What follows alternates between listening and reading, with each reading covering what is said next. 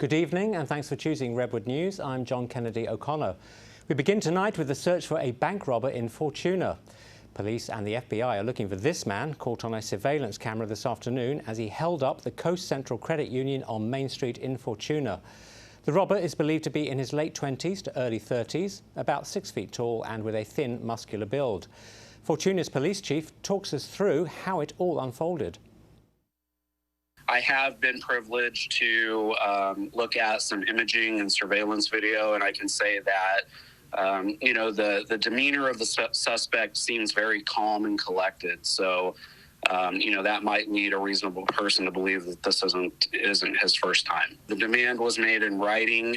It included specific instructions for the teller, which essentially said, indicated that it was a robbery and that, the expectation was that the teller would not activate any type of alarm or include any type of die pack. We estimate that the suspect probably had no more than about 4 minutes of a head start on our response.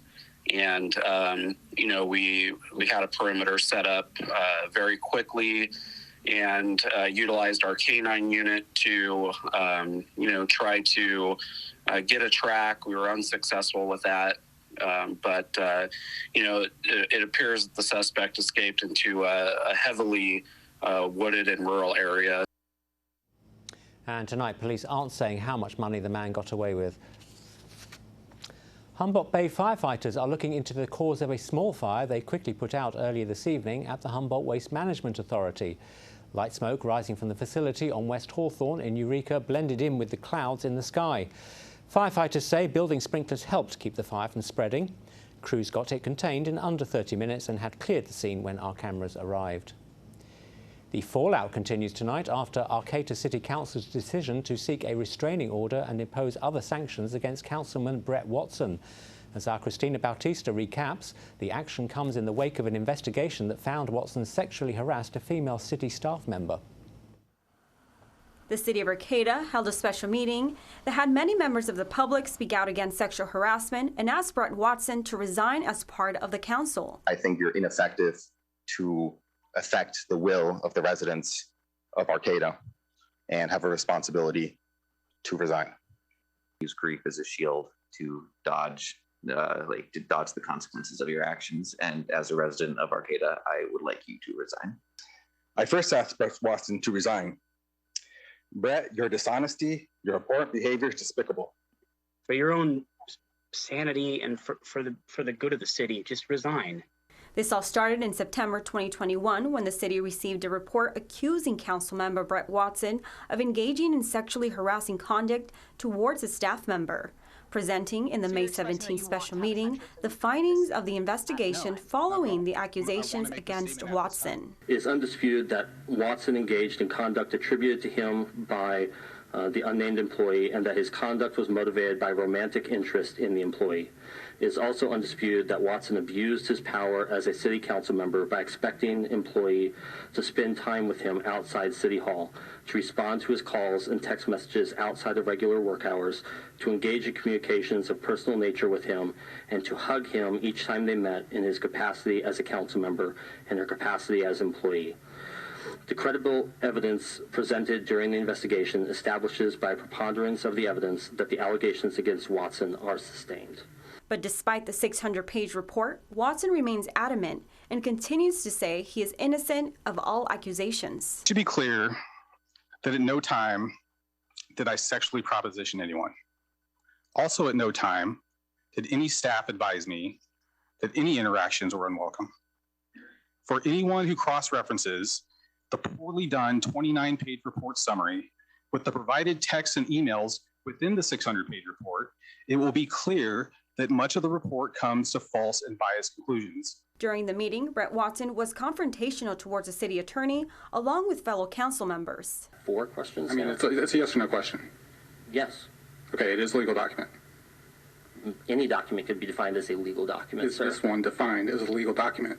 And I just want to comment that I feel like you all are being condescending to me and making fun of me because I have a learning disability. I'd like to make a formal complaint about it. It's not because of your learning disability. Absolutely not because of your learning disability, Brett. Absolutely not. No. It was clear that council members disagreed with Watson's actions and expressed their frustrations and disagreements with Watson. But despite the calls and comments from the public, he is adamant and refuses to step down. And just to make it clear, there's absolutely zero chance I'm going to resign. Just to be totally clear, crystal clear, right? If the staff member wants to take responsibility for her role in the relationship, I would consider it. Just to make that crystal clear. Reporting in Arcata, Christina Bautista, Redwood News. COVID-19 infections continue to soar tonight here in Humboldt County, with over 400 new cases occurring in just the past week.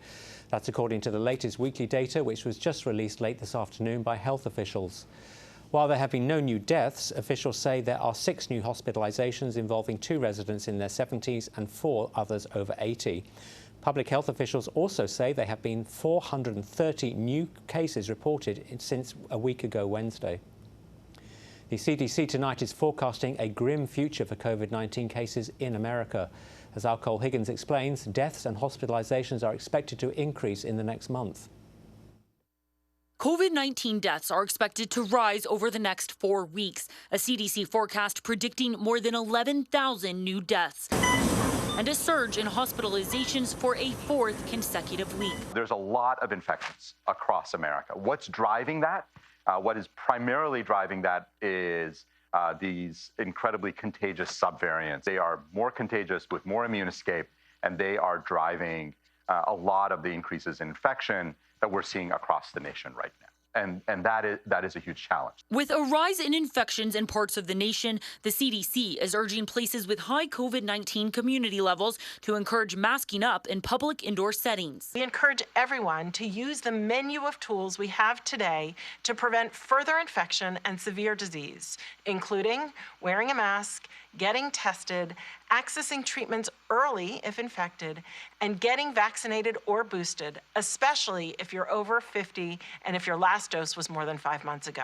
Now, the White House is in conversations with the FDA about a 4th vaccine dose for people under 50. With regard to a 4th dose for those under the age of 50, that is going to require action from the FDA, and we're in conversations there as well. Cole Higgins, Redwood News. And speaking of boosters, with cases on the rise, the governor is urging all eligible Californians to get a second booster shot to protect against COVID-19. Governor Newsom himself received a second vaccine booster shot earlier today at a clinic in Bakersfield. A second booster dose is available to Californians aged 50 and older, as well as those who are immunocompromised. Get that first boost for those that are eligible like me, 50 and over, for that second boost. To do so, this waning immunity is a thing of, I don't want to say of concern, but something we need to monitor, something we need to be focused on, particularly now as we're seeing our positivity rate break 5%. In addition, the governor says California is getting ready to offer booster doses to kids following yesterday's FDA approval. A federal decision is complicating efforts to turn miles of old rail line through Humboldt County into the Great Redwood Trail. Some lawmakers fear this week's decision by federal regulators not to prioritize trail use could open the door for the defunct rail system to transport coal. North Coast State Senator Mike McGuire and Congressman Jared Huffman are again promising legislative action to prevent so-called toxic trains from becoming a reality. Operators of the Hambro Recycling Centre in Arcata say they received over 5.7 million containers during their first month being open. And Hambro says it continues to be inundated by Humboldt County residents bringing in their empty bottles and cans to the new buyback facility. Hambro is still seeing an average of 150 customers a day now that they're into their second month of operation, suggesting the pent-up demand for CRV redemption remains very strong. Drivers here along the North Coast and across much of California are already paying over $6 a gallon for gas. And tonight, analysts predict that more states could see the same price at their pumps before the end of the summer. The average price for unleaded in California hit $6.08 a gallon today, with that average even higher here in Humboldt. And experts now say they expect $6 or more to be the national average by August. There are disturbing new details coming out tonight from the investigation into that racist mass shooting in Buffalo, New York. We'll have the details after this short break. 6 years after a man was stabbed to death in front of the Hooper Mini-Mart, his accused killer is now standing trial after at least a dozen delays. Testimony taking place today in the murder trial of 31-year-old Gerald Sotolongo, whom authorities say stabbed the victim during a scuffle back in February of 2016. Police identify Sotolongo as the attacker in security camera footage of the incident, as have other prosecution witnesses. The trial is expected to last several more days. Meanwhile, a man who shot and wounded a Humboldt County Sheriff's deputy in 2017 is headed to prison for nearly 50 years. A judge sentencing Hugo Peral Aguirre to 48 years imprisonment as part of a plea deal with prosecutors. Authorities say Aguirre was in the US illegally at the time of the shooting and in Ferndale. There are disturbing new details coming out tonight from the investigation into that racist mass shooting in Buffalo, New York. Our Chris Wynn has a look at the latest developments.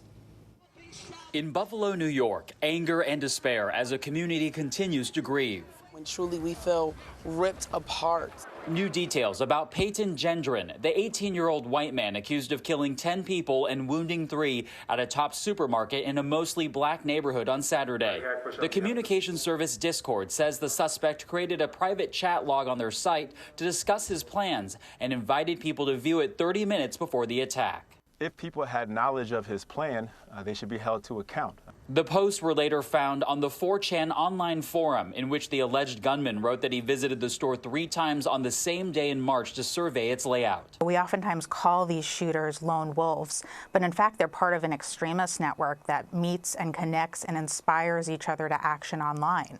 According to his posts, Gendron chose a grocery store over a church or school because he knew it would be busy at peak times.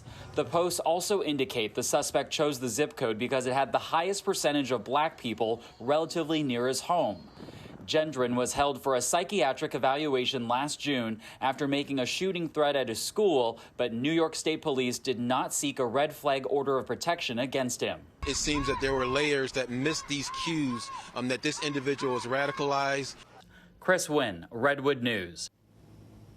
And the weather is next. We'll be right back. Excuse me, I'm so sorry. The Oscar Mayer Wienermobile has been rolling across America for more than 8 decades, and its latest sighting came last night in Ferndale. The 27-foot-long hot dog vehicle was spotted by viewer Troy Schumard, who shared these images with us. The Wienermobile was parked last night in front of some of Ferndale's iconic Victorian storefronts. It wasn't a scheduled stop, but rather the Wienermobile was headed up the coast for an upcoming event in Florence, Oregon. And I imagine that's the largest ever wiener seen by the Fortuna-painted ladies. The US Supreme Court is taking up a case involving hot dogs and other pork products. The High Court has agreed to hear a challenge to a California law that requires pork sold in the state to come from more spacious farms. As reporter Jane Wells shows us, the groups challenging the law say the size of California's market makes it impossible to ignore the state's requirements. Dwight Mogler raises 200,000 pigs a year in a $12 million state-of-the-art facility in Alvord, Iowa. So this will be the first time for her to give birth. Some of his pork is sold in the nation's largest market, California, but he may soon have to find another buyer. 4 years ago, California voters passed Prop 12 to mandate that all pork sold in the state come from mother pigs raised with 24 square feet of space each, and they can't be confined in small crates all the time. It says we have to have 24 square feet. Well, we provide 20 square feet, which is more than adequate. Mogler also says he only puts sows in crates for about a week when they're in heat. They can become aggressive and hurt each other. And Prop 12 compliance will not allow us to protect our animals when they're most vulnerable.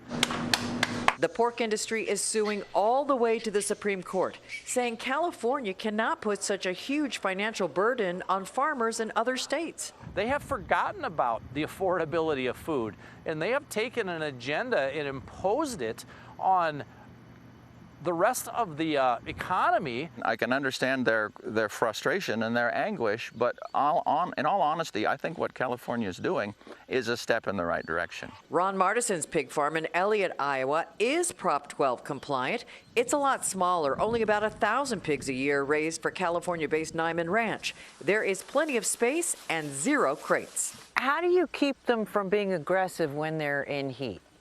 Well, there's a number of different ways we do that. I tend to try to avoid the tight-wound sows, and by that I mean the irritable ones, the ones that are not happy, the ones that find an issue with just about anything and everything. Is an operation like this scalable? Yes, yes, I think it is. I firmly believe it is. I have no doubt about that. And doggone it, we live in a time and we see an industry that can adapt and it can change. Most have not made the change and don't plan to. And if Prop 12 stands, California could face a bacon shortage. I don't know if there will be somewhat of a revolt amongst the electorate in California. I mean, it's a little bit be careful what you ask for because you might get it. And so that will become their reality. Life will go on without the California market. I mean, they are just a part of the market. Even as Prop 12 goes before the U.S. Supreme Court, it's still on hold in California as regulators try to figure out how to implement it. But if it does prevail at the high court, other states may follow, and most of the hog industry isn't ready. So stock up on your bacon while you can. Sorry. Back to you. Thanks, Jane. And California, as the most populous state, consumes 13% of the nation's pork, but produces only about 2% of it. And I must apologise for my choking fit earlier. It's the first time I've ever choked on a giant wiener. We'll be right back.